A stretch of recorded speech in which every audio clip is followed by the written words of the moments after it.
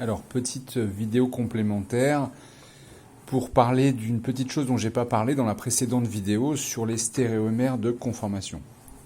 Donc voilà la même molécule que tout à l'heure. Donc on a dit qu'elle pouvait exister avec plusieurs conformations différentes au gré des rotations possibles autour de la liaison carbone-carbone.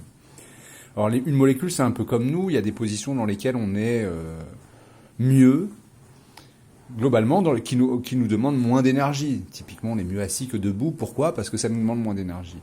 Une molécule est un petit peu pareille, c'est-à-dire que elle est aussi plus stable dans certaines positions, certaines conformations qui lui coûtent moins d'énergie.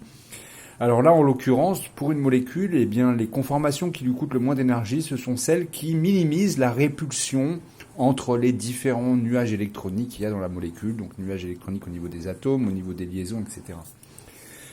Donc globalement, la conformation la plus stable sur une molécule, c'est celle où les atomes sont les plus loin les uns des autres.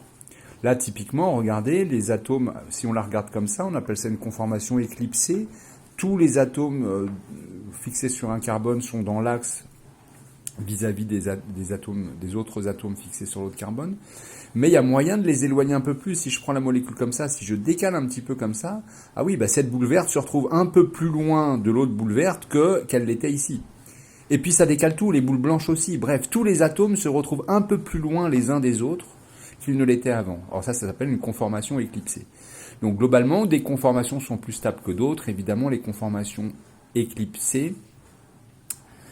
Donc les conformations éclipsées, comme celle-ci, sont moins stables que les conformations décalées, comme celle-ci. J'ai peut-être dit une petite bêtise tout à l'heure. Alors il y a une dernière chose qu'il faut prendre en compte, c'est la nature des atomes.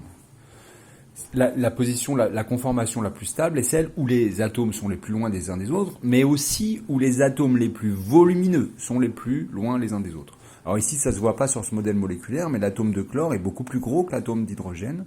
Son nuage électronique est beaucoup plus gros et beaucoup plus repoussant pour le coup. Donc en fait, cette conformation n'est pas du tout stable. Celle-ci est un peu plus stable. Mais il y a encore plus stable, c'est la conformation qui éloigne au maximum les deux atomes de chlore, c'est-à-dire celle-ci. Vous avez vu que je vois bien quand je la prends comme ça, hein, regardez ce que je fais, je la prends vraiment vue de profil, ou je ne sais pas comment dire. Donc là, je vois bien à quel point les différents atomes sont décalés les uns par rapport aux autres. Donc là, vraiment, je ne peux pas faire mieux en matière d'éloignement. Voilà la conformation la plus stable pour cette molécule.